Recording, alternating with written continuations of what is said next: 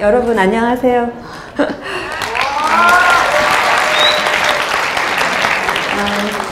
저는 그림책에 글을 쓰고 그림도 그리는 그림책 작가입니다. 네, 만나서 반갑습니다.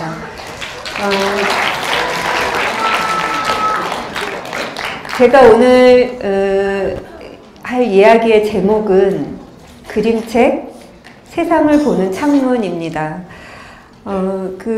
제가 그림책을 한 권 진짜 가지고 나왔어요. 여러분들 어렸을 때 다 그림책 보셨죠? 네. 그러면 그림책이 제가 지금 이렇게 보여드리는 이 책을 여러분들은 그림책이라고 부르나요? 아니면 동화책이라고 부르나요? 네? 동화책?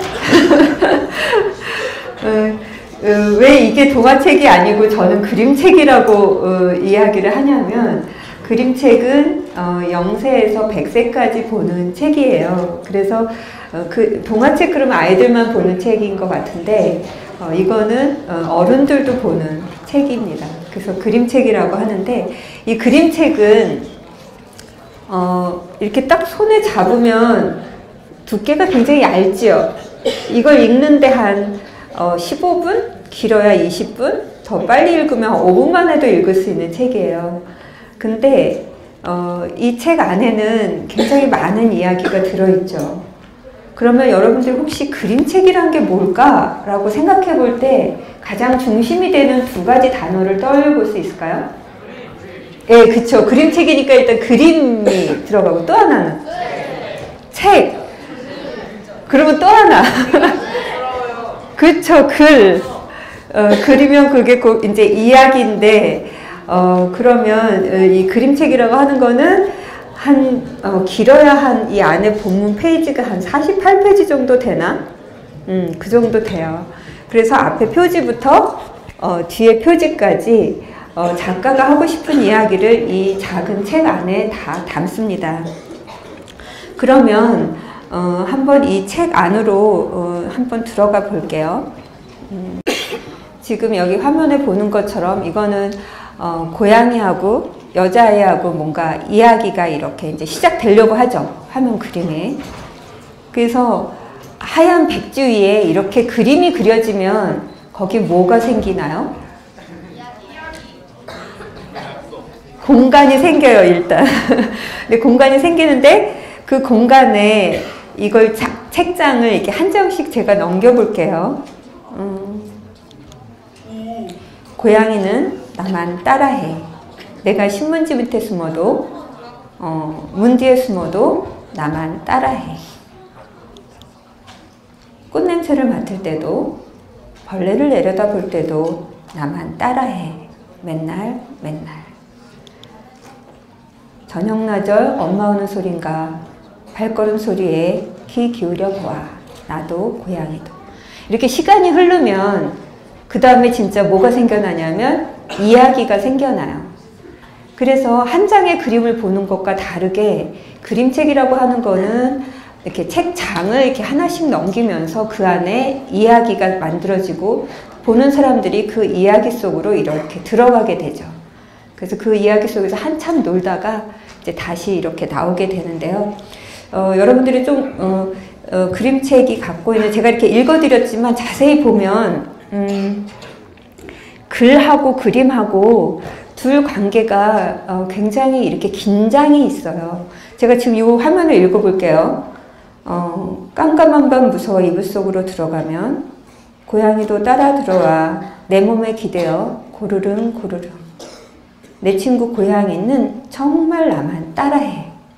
라고 했을 때, 지금 여러분들 제가 이렇게 글을 읽어줬을 때 여기 그림을 이렇게 보고 계셨잖아요. 그러면 그 그림 속에 그림이 얘기하는 거가 아마 여기 계신 분들이 다 다르게 다가올 것 같아요. 그래서 어떤 사람은 이 그림이 뭔가 굉장히 외롭고 쓸쓸하고, 아까 하루 종일 혼자 노는 것 같은데 여자아이가 엄마가 왔는지, 그리고 어떤 친구는 고양이가 그 옆에 같이 있으니까 그래도 굉장히 외롭지 않고 그렇게 지낼 것 같고, 그러니까 자기가 갖고 있는 모든 감정을 사실 이 이야기 속에 투입이 되고, 그리고 그것을 자기가 이렇게 느끼게 되는 거죠. 그래서 이 한 권의 그림책 안에는 사실 인간과 자연과 사회에 대한 모든 메시지를 다 담을 수 있어요. 그래서 이 책은 어른까지 볼 수 있는 책입니다. 그렇다면 제가 이제부터 질문을 하나씩 하면서 이야기를 진행해 볼게요. 첫 번째 질문.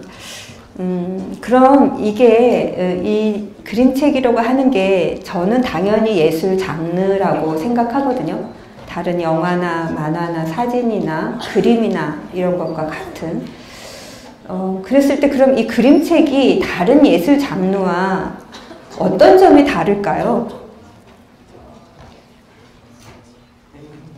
그림이 있어요. 그쵸.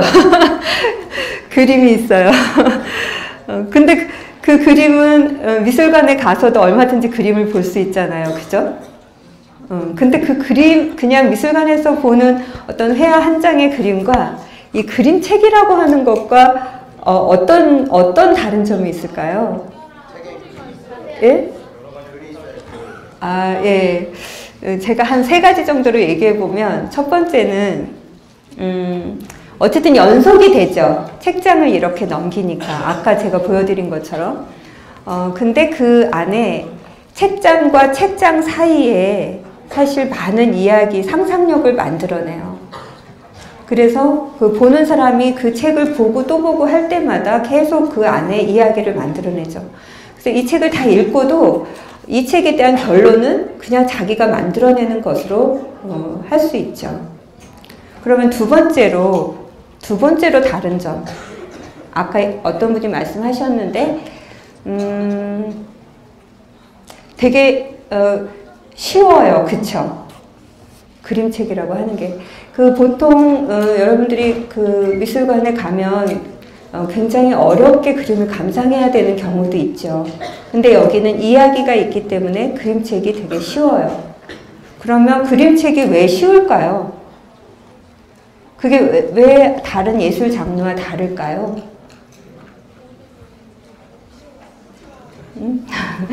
제가 답을 해보면, 이 그림책은, 그 작가가 혼자 만들지 않아요. 그러니까 물론 이제 그림책에 대한 주제나 그림이나 이런 것들 작가가 다 그리지만, 이 그림책이라고 하는 거는 일단 출간이 되는 책이거든요. 출판사에서. 그래서 출판 기획자와 또 편집자와 또 이 책을 만드는 디자이너와 또 이 책을 판매를 하는 마케팅 관계자와 이런 사람들이 같이 이렇게 모여서 끊임없이 회의도 하고 그래서 적게는 한 3년, 더 많이 걸리는 책도 있지만 아주 짧게는 1년, 더 짧게는 3개월도 걸리지만 그렇게 해서 책이 세상에 나옵니다. 그래서 이 책이 사람들과 기본적으로 소통을 해야 되는 그런 것을 가지고 세상에 나오는 그런 장르죠. 그러면 마지막으로 한 3번째로 얘기할 수 있는 다른 점은 무엇일까요? 아마 여러분들이 이렇게 다 한 번씩 생각을 해봤을 텐데 여러분들이 어렸을 때 이렇게 엄마들이 많이 책 읽어주셨나요? 그림책을? 그림책은 다른 장르와 다르게 끊임없이 이렇게 전달을 해주는 사람이 있어요. 그게 엄마가 됐던 아니면 도서관의 사서 선생님이 됐건 또 그 도서관 안에서 자원봉사 하시는 엄마들이 됐건 끊임없이 이야기를 만들어내고 전하는 사람들이 있죠. 그래서 그 사람들은 그거를 전달하는 것 뿐만이 아니고 그것을 가지고 연극을 만들어내기도 하고 또 자기가 그 그림책을 실제 만들어 보기도 합니다. 그래서 그런 많은 활동들을 가지고 사람들한테 그림책이라고 하는 걸 끊임없이 이렇게 전파시켜내죠. 그래서 이제 그림책이 갖고 있는 그런 많은 가능성들이 이렇게 있어요. 그러면 여러분들이 이제 그림책을 이렇게 읽어보셨으니까 그림책이 자기한테 어떤 의미일까요? 그림책이란 자기한테 어떤 의미일까요? 네? 한 번씩 이렇게 자기가 이렇게 생각해 보면 한 가지씩은 다 있을 것 같아요. 그래요? 제가 이렇게 이제 강연을 다녀보면 사람들한테 이제 이 질문을 해요. 그러면 사람들이 이렇게 답을 한 거를 제가 이렇게 쭉 좀 모아봤어요. 그랬더니 이제 어떤 분이, 그림책은 선물이다. 라고 했어요.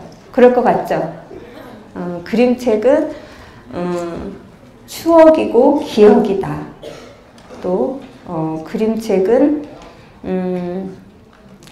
상처를 치유해준다. 또 그림책은 세상으로 떠나는 여행이다. 그림책은 아이와 함께 보는 창문이다. 그렇게 그림책에 대해서 많은 자기 의미를 이렇게 말씀을 해주세요. 근데 저는 거기다가 한 가지를 딱 더 보태고 싶어요. 그 한 가지가 뭐냐면 그림책은 자신을 변화시키고 사회를 변화시키는 힘이 있다라고 하는 겁니다. 그러면 그런 예들을 제가 한 가지 사례로 한번 얘기를 해볼게요. 이 책은, 이 사진은 이 꽃할머니라고 하는 그림책을 만들면서 진행된 이야기를 제가 아까 마지막에 하나 보탠 그림책이라는 게 자신을 변화시키고 사회를 또 바꾸기도 하는 그런 힘이 있다라고 하는 예로 이 책에 대한 이야기를 좀 시작해 볼게요. 여기 오른쪽에 일어서서 말씀하시는 분이 일본에 있는 그림책 작가분들이세요. 일본의 한 4분의 작가가 그때 2006년에 한국 작가들한테 편지를 보냈어요. 그게 뭐냐면 일본이 이제 점점 이렇게 우경화가 되니까 자꾸 전쟁 분위기가 만들어지고, 그래서 이 아시아를 위한 평화를 만들어내는 그런 그림책을 한번 해보면 어떻겠냐라고 하는 편지를 보냅니다. 그래서 한국의 작가들 중에 이제 제가 참여를 하게 됐죠. 그리고 중국에도 보내서 중국에도 이제 작가가 참여를 해요. 그래서 한중일 4명의 작가가 해서 총 12명이 이 프로젝트를 시작합니다. 이 사진은 2007년인가 그 난징이라고 하는 곳에 이제 3국의 작가가 처음 모여서 평화 그림책을 해보자라고 하는 회의를 했어요. 그때 저는 이제 위안부 할머니 이야기를 하겠다고 주제 발표를 했습니다. 작가가 이제 그 책을 제작하려다 보면 어쨌든 그 중심 주인공의 많은 자료도 찾아보게 되고, 또 그걸 자기가 느끼고 그걸 자기가 소화해내야지만 그게 어떤 그림으로 이렇게 나오게 되는 거죠. 그래서 할머니들의 위안부 할머니들이 그렸던 그림들을 이렇게 쭉 찾아보기도 하고 증언집을 읽어보기도 하고 그랬는데, 저는 이 그림 중에 지금 왼편에 보이는 물고기 2마리 보여요? 그죠? 이거는 그 강덕경 할머니가 그린 정신대의 원귀라고 하는 그림인데, 그 안에 이렇게 계속 어떤 단상들을 이렇게 그려 넣었어요. 근데 그 중에 제일 그 물고기 2마리가 저한테는 굉장히 좀 특별한 의미로 이렇게 와닿았어요. 한쪽에 뒤에 있는 건 빨간색 물고기고 앞에는 일본군 군인 모자를 쓴 그런 물고기였죠. 그래서 이제 그 스케치를 할 때 어떤 그 위안부 할머니의 증언집을 이렇게 계속 읽으면서 뭔가 그런 군복 속에서 이렇게 그 물고기 같기도 하고 그런 형상들이 이렇게 계속 나오는 거예요. 나오고 그게 이제 제 몸속으로 들어오는데 아무리 떼내려고 해도 떼내지지도 않고, 이런 환상들을 이제 제가 계속 겪으면서 스케치를 하죠. 보면 되게 징그럽죠. 좀 끔찍하기도 하고. 그래서 초반에는 이렇게 이제 그림을 제가 스케치를 그려요. 그리고 이제 제 어떤 그런 증오심이나 어떤 분노나 이런 것들을 그림 속에 이제 끊임없이 이렇게 표현해내죠. 그래서 이렇게 보면 초기에 그 스케치들은 되게 좀 많이 끔찍해요.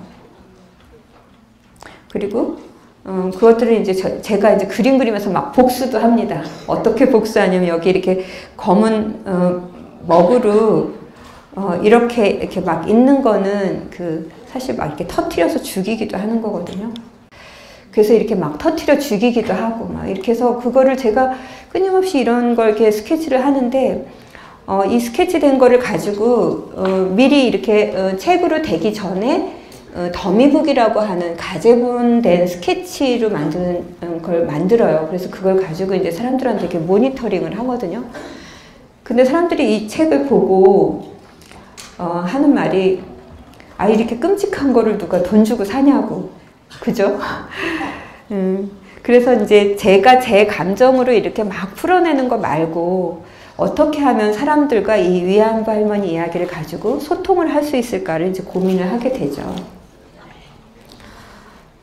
근데 거기에 이제 제가 가장 결정적으로 이렇게 영향을 준 사진이 한 장 있어요. 바로 이 사진이에요. 이 사진은 그 김상희 할머니 사진인데요. 사진관에서 이 사진을 찾아가지고 길거리로 나오다가 연행이 돼서 위안부로 끌려가십니다. 굉장히 안타깝잖아요. 그래서 이때 그 사진 보면 가르마가 이렇게 옆가르마로 타져 있죠. 근데 그거는 그 시대에 가장 멋을 부리는 게 앞가르마가 아니고 옆가르마였대요. 옆가르마를 타고 어쨌든 양단 치마 저고리를 입고 사진을 찍은 이 사진을 보면 뭐라 그래야 되나? 되게 안타까워요. 굉장히 꽃같이 예쁘고 아름답고 그런데 자세히 보고 있으면 슬프죠. 그래서 어쩌면 책이 그렇게 끔찍한 책이 아니고 이렇게 아름다운데 보면 볼수록 슬픈 책을 만들어야 되는 건가 보다라는 생각을 이제 하게 돼요. 그래서 나중에 이제 완성된 그림은 이렇게 완성이 됩니다.